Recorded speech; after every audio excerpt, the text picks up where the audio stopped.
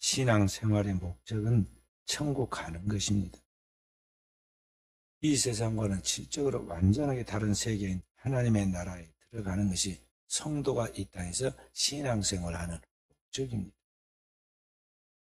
그렇지 않고 만약에 단순하게 교회를 교양으로, 심리적 안정으로, 또 어떤 그 문화의 생활로 그렇게 교회를 막연하게 다닌다면 그건 정말 어리석은 일이라고 볼 수가 있겠습니다.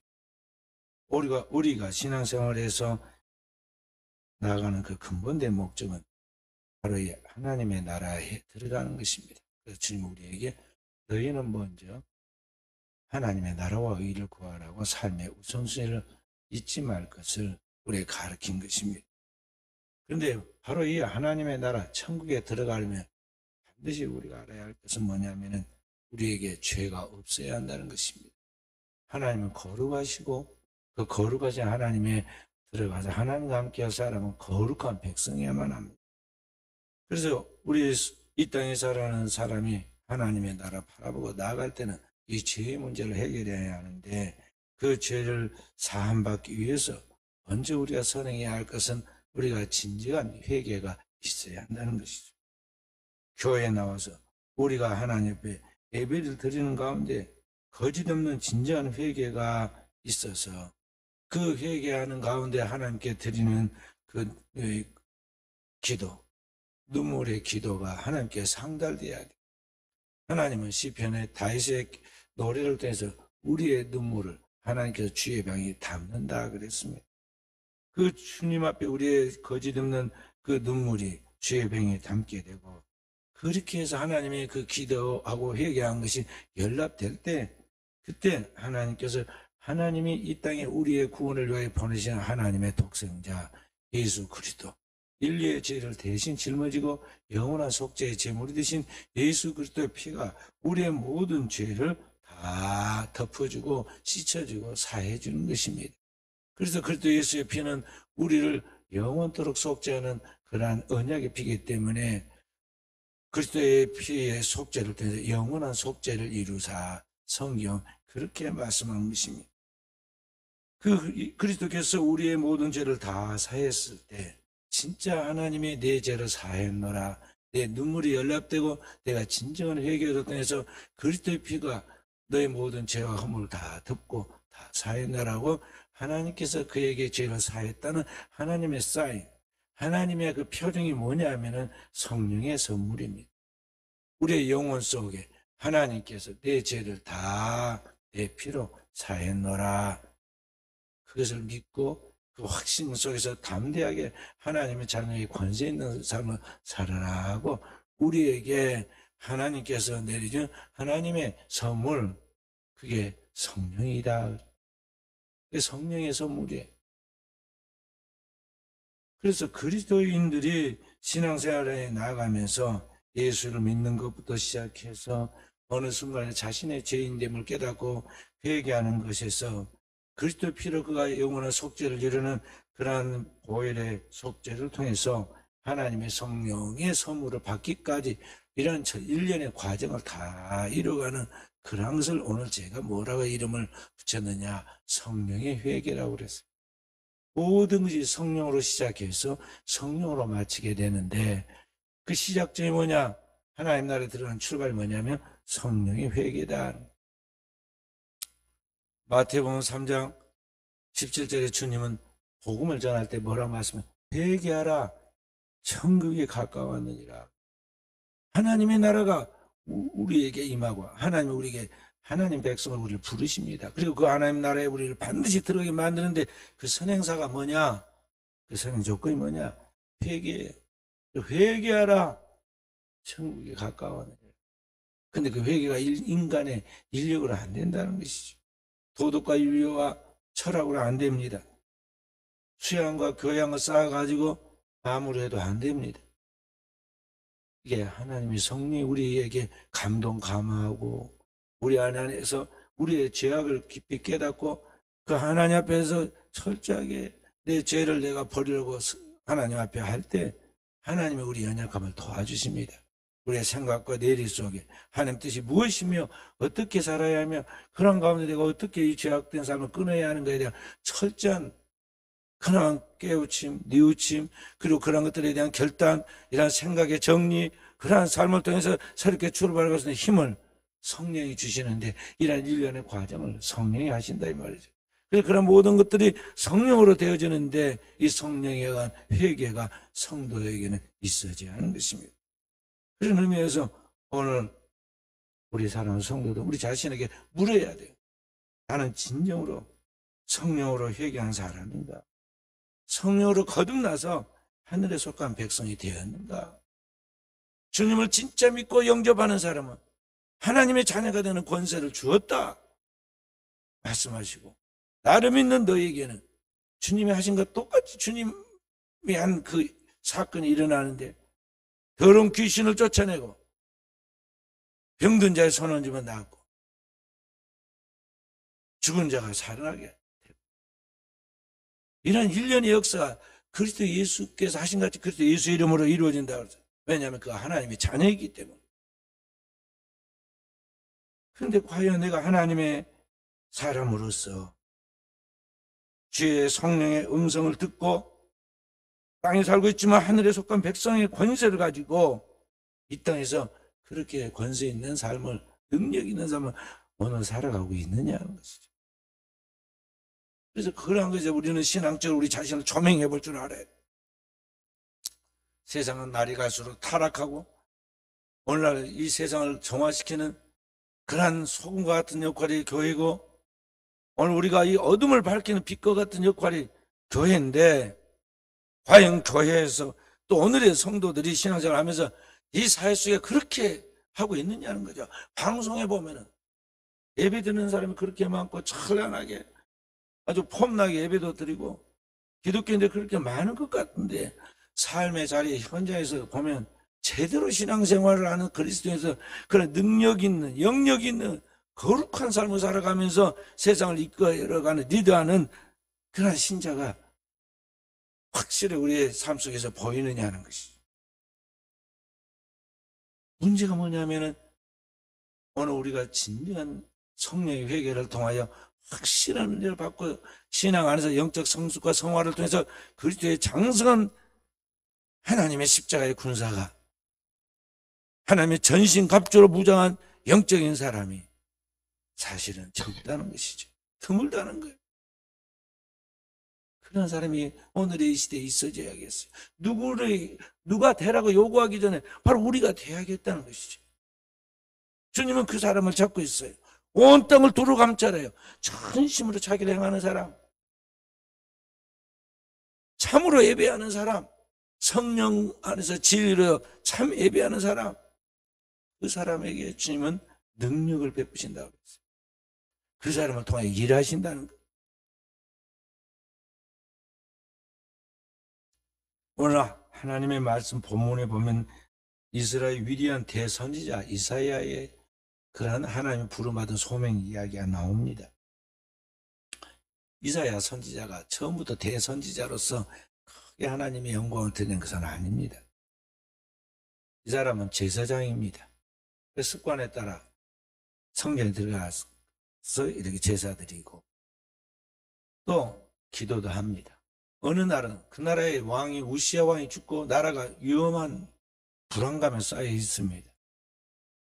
그래서 제사장으로서 성전에서 고면에 쌓여가지고 기도를 하는데 갑자기 환한 빛과 함께 환상이 보이기 시작합니다. 성전에 하나님의 보좌에 앉아 계시고 그 보좌에 앉아 계신 하나님의 옷자락에 성전에 가득하게 있습니다. 하나님은 하늘은 하나님의 보좌이고 땅은 하나님의 발등상입니다. 하나님께서 이 땅에 땅을 딛고 하나님이 계시는데 그 하나님 모시는 천사들이 있습니다. 하나님 모시는 천사의 그룹이라고 하고 또 거기 모시는 천사들은 스랍들이라고 그럽니다. 그 천사들이 날면서 노래를 부릅니다. 그런데 그 하나님의 보좌 곁에서 하나님 모시는 천사들은 날개가 보니 6개씩 달렸습니다. 둘로는 날면서 둘로는 얼굴을 가리고 둘로는 발을 가렸습니다. 근데 그 찬양 소리가 얼마나 우렁차든지 성전 문지방이 터가 움직이고 진동했습니다. 그리고 그 하나님의 성전에 하나님의 영광이 가득 차서 연기 같은 하나님의 영광이 구름처럼 가득 차서 아무나 들어갈 수 없는 그러한 곳입니다. 찬양의 내용은 가사를 들어보니까 이러한 내용입니다. 뭐라고 그랬습니까? 여기 함께 읽어봅니다. 거룩하다 만군의 여호와여 그의 영광이 온 땅에 충만하도다. 3절에 보니 거룩하다 거룩하다 거룩하다 만군의 여호와 그 영광이 온 땅에 충만하도다. 그러니까 다른 천사가 또 화답을 합니다. 똑같이 거룩하다 거룩하다 거룩하다 하나님 거룩하신 하나님이라는 거예요. 그 영광이 온 땅에 충만하도다. 근데 그 찬양 소리에 능력이 얼마나 있든지 막 문지방이 탁 진동을 했다 이 말이에요. 근데 그냥 찬양이 아름다운 찬양으로 능력 있고 영역 있는 찬양으로 들리는 것에서 끝나는 것이 아니라 그 순간 이 이사야 선지자가 완전히 그 거룩한 두려움에 압도되었어요. 그러면서 자기 몸이 그 앞에 엎드려서 죽은 몸처럼 됩니다. 그리고 자기 입에서 뭔가 말이 흘러나오는데 뭐라고 말이 흘러나옵니까? 화로다 나여 망하게 되었도다. 나는 입술이 부정한 백성 가운데 거하면서 만군의 여호와신 여호와 하나님을 배웠음이로다. 왕을 배웠음이로다. 외치고 있잖아요. 그러니까 지금 화로다 그만 나 이제 큰일 났다. 지옥 가기 생겼다. 왜냐? 내가 입술이 부정한 사람이었는데 이 입술이 부정한 이 백성들 가운데 거하면서 나도 똑같이 오염되고 동화되어 가지고 똑같이 죄를 지은 사람인데 그 죄 때문에 지옥 가게 생겼다는 거죠. 그 영적으로 딱 느껴지고 보여지고 그 순간 경험된 거예요. 막 떨면서 나 큰일 났네. 나 지옥 가게 생겼네. 지금 그러고 있는 거예요. 얼마나 떨고 부르짖고 있으니까 스랍 천사 하나가 부젓가락으로 하나님의 제단에 피어있는 술 하나를 집게로 씹어가지고 날아왔습니다. 하늘로부터 날아와서 이사야 선지자 지금 성전에 엎드려 기도하고 있는 이사야 선지자의 입술에 그것을 대면서 입술을 찢어줍니다. 그리고는 뭐라고 말씀합니까? 보라 이것이 내 입에 닿았으니 내 악이 제하여졌고 내 죄가 사하여졌네. 회개하는 이사야 선지자에게 하나님께서 성령의 불로 그의 입술을 찢어주고 정화시켜 준 것이죠. 그러니까 장차 이 땅에 오시는 하나님의 아들 예수 그리스도를 통해서 그의 모든 죄가 십자가의 보혈로 사해지고 그에게 성령의 불로 그를 새롭게 인쳐주는 그래서 하나의 지금 성전의 그 제단에서 핀 숯으로 그의 입술을 찢어서 정결케 하는 것을 상징적으로 지금 보여준 거예요.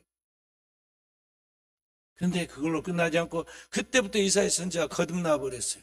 영안이 열릴 뿐만 아니라 성령의 한 음성이 하늘로부터 들립니다. 하나님 음성이 들리기 시작해요. 하나님 말씀하십니다. 누가 나를 위하여 갈고 내가 누구를 보내야겠느냐고. 지금 하나님의 일꾼을 찾고 있을 때 은혜를 받은 이사야 선지자 자기도 모르게 그냥 내가 가겠나이다 나를 보내소서 하나님께 응답을 하기 시작해요. 그래서 그때부터 이제 이스라엘 백성들을 위하여 장차 오시는 하나님의 아들 예수 그리스도에 대한 모든 복음을 미리 이제 예언을 해 줍니다. 그리고 구약 성경에 그리스도의 동정녀 마리아 탄생부터 시작해서 그의 십자가의 고난과 죽음 그리고 부활 그리고 승천 그리고 새 하늘과 새 땅에 대하여 모든 것이 앞줄에서 딱 기록된 것이 이사야서예요. 그리고 그 이사야서를 구약의 복음 선지서라고 하고 이사야를 복음 선지자라고도 부릅니다. 그리고 이사야 선지자가 지금 하나님 앞에 성전에서 기도할 때 진정한 회개를 지금 얘기하잖아요. 자기도 모르게 이게 성령의 회개예요. 하나님이 그에게 회개를 시킨 것입니다. 그리고 진정한 회개를 하니까 다 영안이 열리고 자신이 무엇을 위하여 살아야 하고 또 무엇을 세상 속에 하나님의 종으로서 전파하면서 일해야 하는가에 대한 확실한 정리가 온 거예요. 그래서 평생 그렇게 살았어요.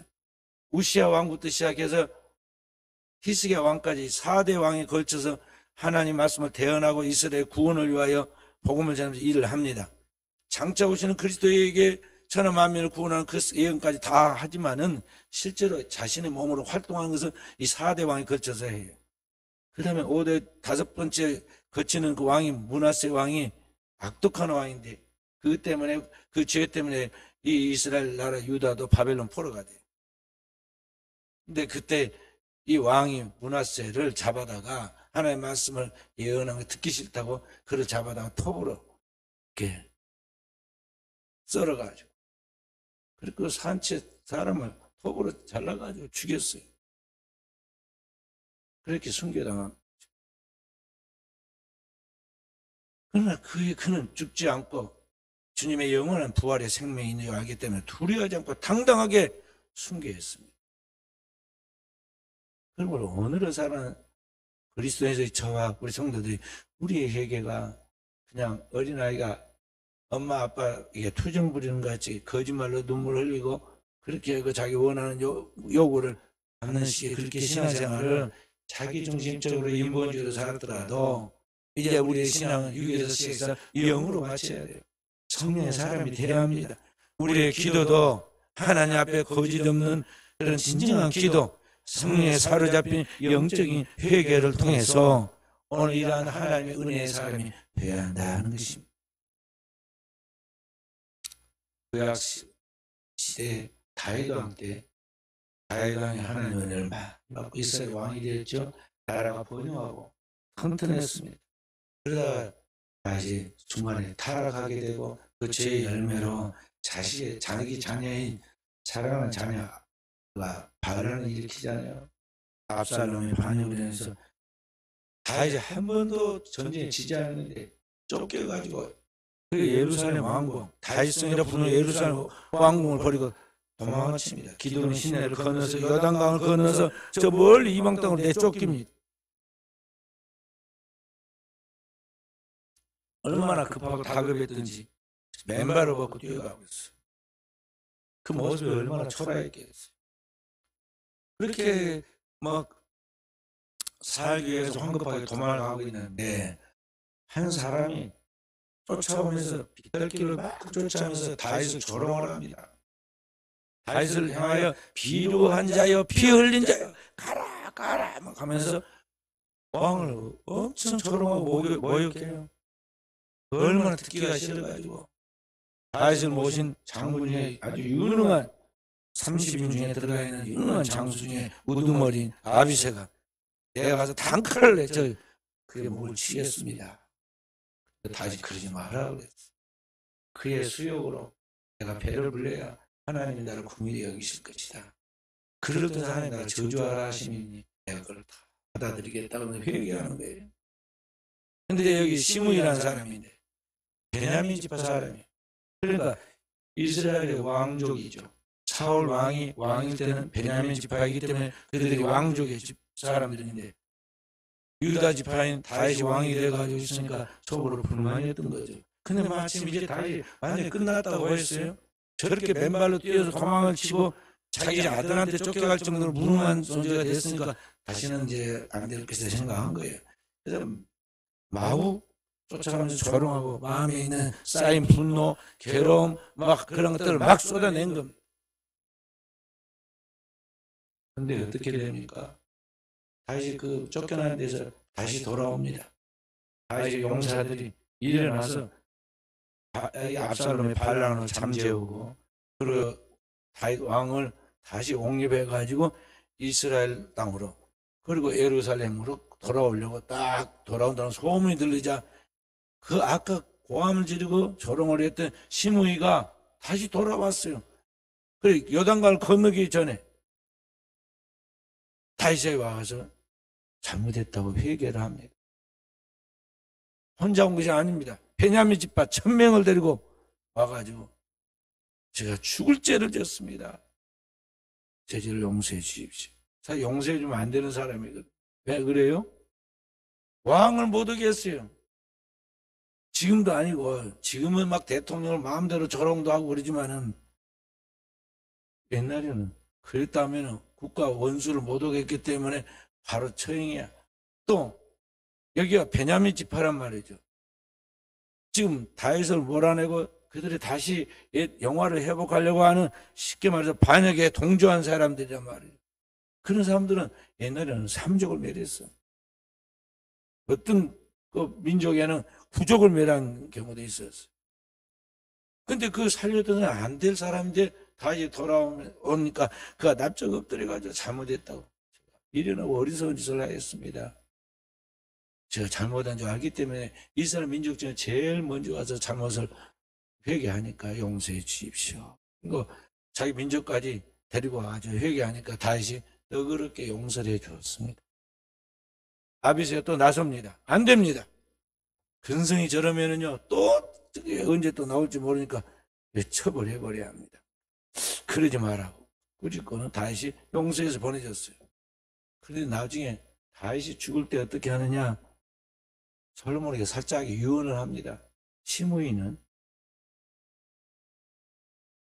내가 갈 때 독한 말로, 내 형 압살롬 5피가 도망갈 때 악한 말로 나를 저주가 있으니까 그걸 무지한 자로 여기지 말고 너는 지혜로운 사람이니까 어떻게 백발에 자기 흰머리가 피에 묻혀가지고 갈 것인지 네가 알아서 처리해라 그랬어요. 그리고 죽을 때 해피는 많은 말 중에 그 말을 몰라 했겠어요. 상처가 컸다는 거예요.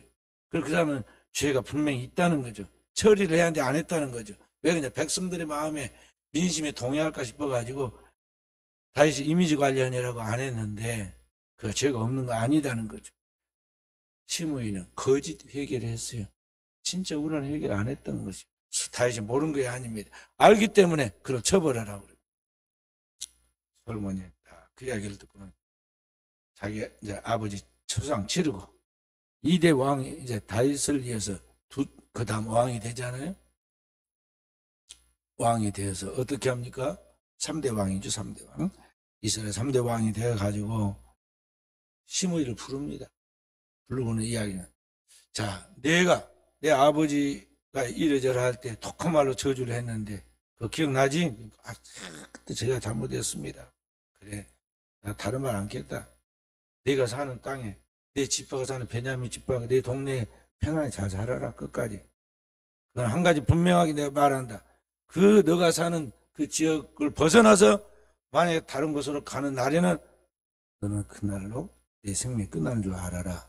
그렇게 하겠느냐? 그러니까 감옥에 가서 죽을 사람인데 그렇게 해서 잘 살게 준다니 얼마나 감사합니다. 꼭 그렇게 하겠습니다. 나왔어요. 그리고 2년이 지나서 어느 날 그 집에 종 둘이가 도망을 가가지고 저 요단강을 건너서 다른 부족 민족에게로 가가지고 거기 있다는 말을 들었어요. 보통 해갖고는 안 올 거야. 그래서 자기가 직접 가야겠어요. 그래서 아무도 모르겠지. 그 2년 지났고 또 이거 솔로몬 왕이 바쁜 사람이 그것까지 신경 쓰겠느냐? 솔직히 괜찮을 거야. 그렇게 생각하고는 혼자서 살그머니 가가지고 잘 설득해서 그 종들을 데리고 왔습니다. 성공했습니다. 아무도 모르는 것 같이 보입니다. 그런데 세상에 비밀이 있어요, 없어요? 다 드러나게 되었고 있어.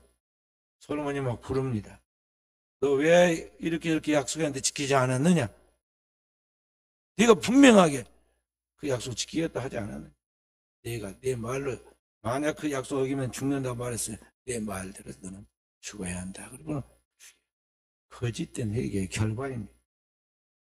그러니까 오늘 시므이의 회개는 성령의 감동 속에 철저하게 자신의 죄를 회개한 것이 아니라 위기응변식으로 위기응변식으로 이렇게 회개한 척 했다 이 말이에요. 그런데 오늘의 우리의 회개가 그럴 수가 있어요. 마태복음 7장에 보면 주님께서 우리에게 이렇게 그날에 물은다고 그랬어요. 그날에 7장에 21절부터 23절의 말씀 함께 우리 읽어봅니다. 마태복음 7장 21절부터 23절 함께 나더러 주여 주여 하는 자마다 다 천국에 들어갈 것이 아니요 다만 하늘에 계신 내 아버지의 뜻대로 행하는 자라야 들어가리라. 그날에 많은 사람이 나더러 이르되 주여 주여 우리가 주의 이름으로 선지자 노릇하며 주의 이름으로 귀신을 쫓아내며 주의 이름으로 많은 권능을 행하지 아니하였나이까 하리니 그때 내가 그들에게 밝히 말하되 내가 너희를 도무지 알지 못하니 불법을 행하는 자들 대해서 떠나가라 하리라. 아멘. 그러니까 똑같은 이야기예요.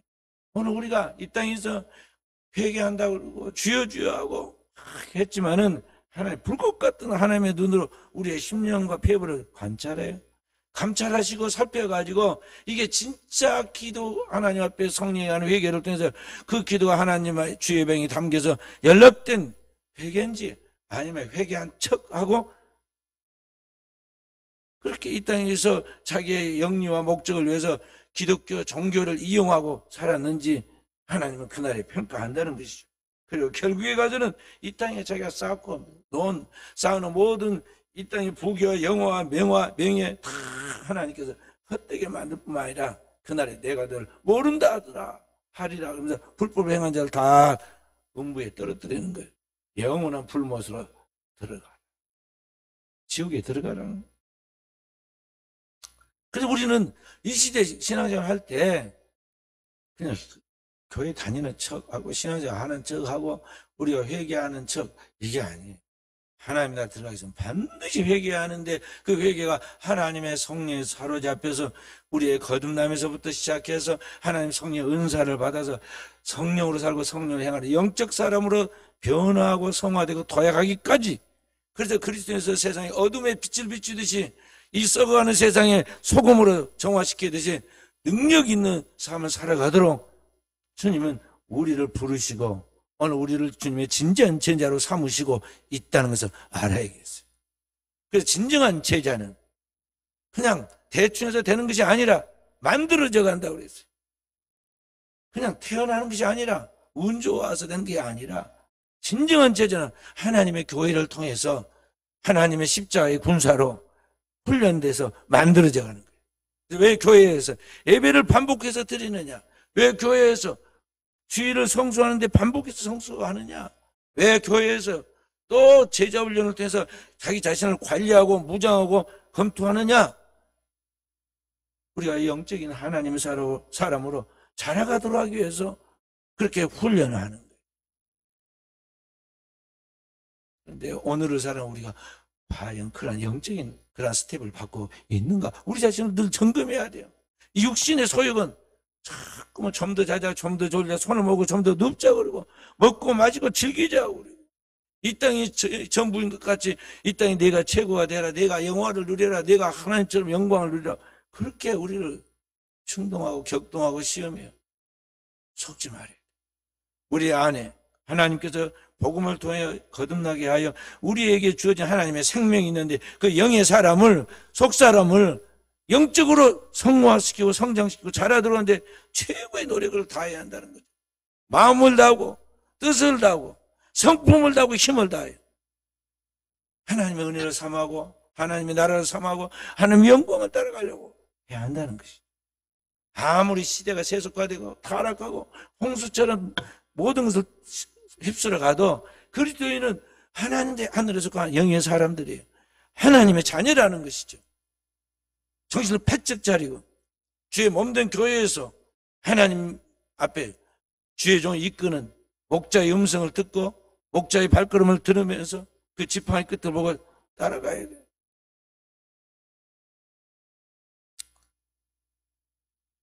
(2000년) 전에 이 어두운 구약 시대를 지나고 새로운 인류를 위한 하나님의 빛이 비칩니다. 그리스도 예수께서 참 빛을 이 땅에 오셔서 비추고 그렇게 해서 이 땅에 회개하여 교회가 시작됩니다. 그리고 교회를 통해서 이 세상이 새로워져 가죠. 그게 이제 신약 시대, 오늘 우리가 살고 있는 이 시대입니다. 그런데 이렇게 해서 구약에서 신약으로 넘어가고 새로운 시대가 시작되는 등불과 같은 역할을 하는 게 교회인데 이 교회의 시작이 어떻게 됐느냐? 성도들이 진정한 회개를 통하여 성령을 받고 그렇게 해서 시작된 것이 신약의 교회입니다. 사도행전에 보면은 그 이야기가 나오죠. 예수 그리스도께서 이 땅 인류의 죄를 위하여 영원한 속죄를 하시고 죽었다가 사흘 만에 우리 죄값을 해결하고 부활하시죠.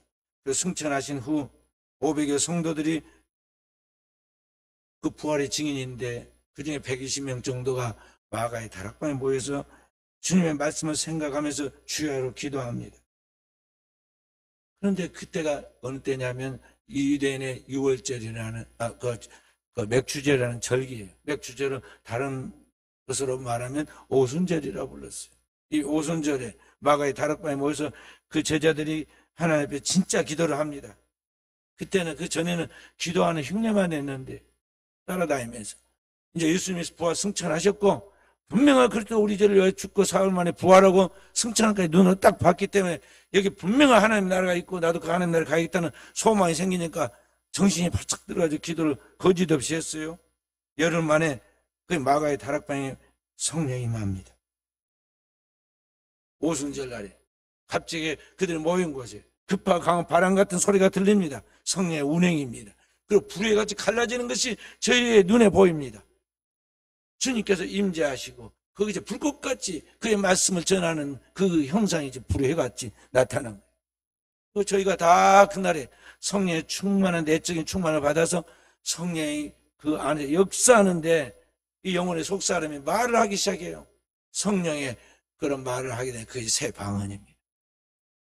거기에 모이는 디아스포라들이 한 15나라에서 왔는데 흩어졌던 유대인들이 맥주제를 지켜왔던 그곳에서 그 나라에 그들이 살고 있던 언어로 복음을 전합니다. 그 내용은 똑같아요. 그리스도 예수가 우리 죄를 위하여 이 땅에 오셔서 십자가에서 죽고 사흘 만에 부활했는데 그리스도 예수를 믿으면 너희가 죽지 않고 영원한 생명을 얻게 되고 모든 죄는 사해지고 하나님 나라의 백성이 된다는 것이죠.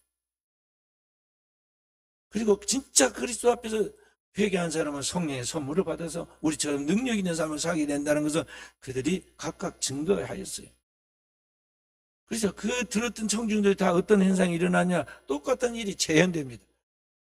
초대교회 마가의 다락방에 있던 성들이 회개하였던 것 같이 모인 무리들이 사도행 2장 37절에 보면 우리가 어찌할꼬 회개가 터지기 시작했어요. 우리가 어찌할꼬 사도행 2장 37절부터 38절 말씀 39절까지 함께 읽어봅니다. 그들이 이 말을 듣고 마음에 찔려 베드로와 다른 사도들에게 물어 이르되 형제들아 우리가 어찌할꼬 하거늘 베드로가 이르되 너희가 회개하여 각각 예수 그리스도의 이름으로 세례를 받고 죄사함을 받으라. 그러면 성령의 선물 받으리니 이 약속은 너희와 너희 자녀와 모든 먼데 사람 곧 주 우리 하나님이 얼마든지 부르시는 자들에게 하신 것이라. 아멘. 사도 베드로가 어찌할꼬 하고 회개하는 그들에게 진짜 회개라는 거예요. 너희가 각각 회개하여 예수 그리스도의 이름으로 세례를 받고 죄사함을 받으라. 회개하고 그가 확실히 회개했다는 표로서 그리고 죄사함 받았다는 표로서 오늘 하는 게 그게 세례예요. 세례는 그 하나의 그 행위죠. 그러면 하나님이 내가 분명하게 하나님 앞에 회개했고 그 회개가 연락돼서 죄사함을 받다는 표로서 성령의 선물을 준다고 그랬죠. 너희뿐만 아니라 앞으로 오고 오는 모든 세대의 모든 민족들에게 똑같은 하나님의 역사가 나타날 것이라는 그런 말씀.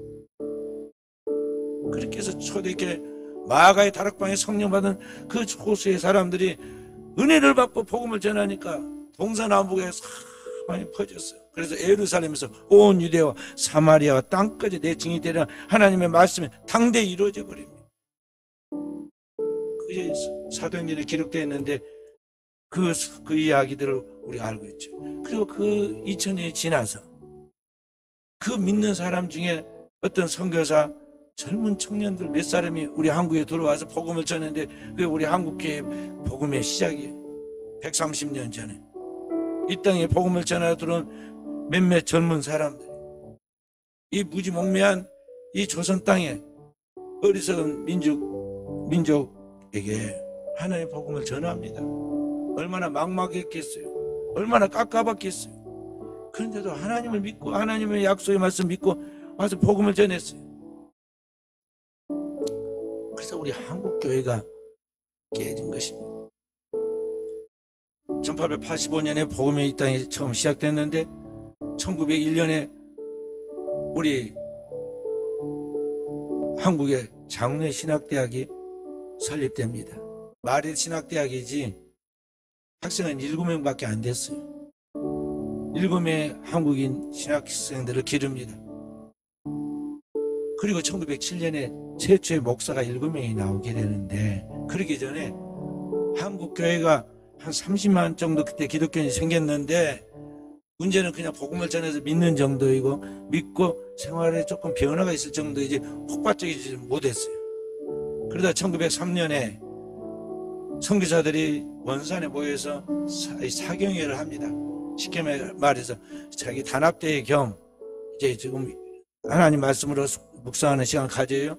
그때 강사로 모인 온 사람이 누구냐면 하디라는 선교사였어요. 하디 선교사. 그러니까 그 중에 선교사 중에 한 사람인데 그 사람을 세워서 강사로, 특별 강사로 세운 것입니다. 북한의 원산에 있는데 이 로버트 A. 하디라는 선교사에게 지금 우리에게 기도에 대해서 좀 가르쳐 주라고 그랬어요. 하디 선교사가 기도에 대해서 가르치려고 성경을 이리저리 찾고 묵상을 하는 가운데 자기가 은혜를 받아버려요. 자기가 형편없는 선교사라는 것을 깨달았습니다. 그래서 자신이 지금 그동안 하나님의 말씀과 삶이 일치하지 못한 것 회개하기 시작했습니다. 백인으로서 인종적인 우월감을 가졌던 것, 의사로서 신분적인 교만함을 가졌던 것, 성령 충만 없이 그냥 형식적으로 일을 했던 것, 이런 거 자기가 깨닫고 회개하고 그냥 나가서 말씀을 전하고 그 선교사들에게 기도에 대해서 가르치면서 자신이 먼저 회개를 하기 시작합니다. 거기에 있는 무리들이 그 선교사들 그때부터 회개하기 시작했어요. 다 따라서 회개합니다. 그랬더니 이번에 선교사들의 회개로 끝나지 않고요. 이제는 한국 교인들에게 그게 이제 전가됐어요. 1907년에 최초의 평양신학교 졸업생들이 배출됐는데 그중에 길선주 선교사, 전도사, 그때는 조사라고 불렀어요. 이 길선주 조사가 담임하고 있었고 당의장은 선교사였는데 그가 담임하고 있는 교회가 평양에 있는 장대현교회였어요. 평양 장대현교회인데 그 교회에서 새 신년 이제 한국 장로계 처음 노예가 형성되어가지고 선교사가 이제 이렇게 노예가 형성되는데 그걸 동노예라고 딱 첫 번째 노예. 이 동노예가 주관하고 그 남성계 이 남성계 거기 이제 신년 부흥성회를 했어요. 평양 장대현교회에서. 근데 그 결선주 조사가 이제 그의 목사한테 곧 받을 거예요. 1907년에. 근데 그 결선주 조사가 하나님께 회개하기 시작했어. 자기가 이렇게 저렇게 하나님 앞에서 부끄러움, 부정함을 가졌다는 것을 회개하기 시작했어. 그랬더니 성도들이 그때 따라서 회개합니다. 그때 성교사 그 기록에는 성교 보고서에 보면요, 지옥에 뚜껑을 열어놓은 것 같다고 했어요. 저렇게 사람이 그렇게 죄도 지을 수 있을까? 우리 속에 있는 그 숨겨진 죄악들이 성령으로 말미암아 조명돼가지고 고백되니까 이게 엄청난 거예요. 원래 1시간 예배도 끝나는데 밤을 새워서 회개하고 기도하고 울면서 찬양하고 그리고 설교가 그렇게 시작됐는데 그게 이제 하나님의 성령이 임한 첫 번째 우리나라의 부흥운동이에요. 그래서 지금은 역사가 기록하기로 1907년 평양 성령 성령의 부흥이 일어났다는 그런 역사가 그렇게 기록돼요. 그러니까 성령이란 진짜 회개를 통해서 오늘 우리가 100년 동안에 이 땅에 많은 영혼들이 그리고 교회들이 세워지고 이제는 세계 각국에 하나님의 복음을 전달하는 복음의 전적 기지가 우리 한국 교회가 되었다는 것을 알아요. 그런데 우리에게 지금 진정으로 필요한 게 뭐냐? 전국 백성으로서 하나님의 축복받은 자녀가 되는 건 뭐냐? 오늘 우리 또한 성령으로 말미암아 진지한 회개가 있어야 하고 성령으로 말미암아 거듭나는 하나님의 것이 되어야 한다는 것입니다. 자, 우리 순천하나님께 귀한 성도 여러분과 제가 어느 순간에 어느 때 하나님 우리에게 몰아붙이고 역사하실지 모릅니다. 그리고 우리 교회에서 쓰실지 모릅니다. 그때가 어느 때이겠습니까? 어쩌면 하나님이 지금 저와 여러분을 그러한 자리로 부르고 있습니다. 우리가 미뤄서는 안 됩니다. 나이가 더 들어가고 늙어가면 기운도 감퇴되고 의욕도 감퇴되고 열정도 소멸해갑니다. 우리가 내 인생에 가장 지금 앞으로의 나의 인생, 남아있는 인생 중에 가장 젊을 때가 어느 때? 지금이에요. 지금보다 더 젊은 날은 오지 않아요. 지금이 내 인생의 최고의 절정의 시간이에요. 오늘 먼저 하나님의 나라와 의를 나를 통해서 주님이 어떻게 영광을 받으실 것인지, 이 땅에 어떻게 하나님 나라가 이루어지고 하나님의 뜻이 이루어질 것인지, 오늘 나를 통해서 다음 세대 우리의 후손들이, 그리고 이 땅에 살고 있는 영혼들이 어떻게 하나님 앞에 나아가서 복을 받게 될 것인지, 우리가 바로 그 복의 통로가 되고 복의 근원이 되어야겠습니다. 그것은 내가 아니라 주님이 하십니다. 주의 성령이 우리에게 임하시면 우리가 권능을 받고, 오늘의 시대에 이 순천에서부터 이 도시를, 이 민족을, 아시아와 세계를 하나님의 나라가 오게 만들 것입니다. 저와 우리 사랑하는 성도들이 바로 그런 성령의 한 친전 회개를 통해서 이런 역사의 주인공들이 다 되어지기를 주님의 이름으로 축원드립니다.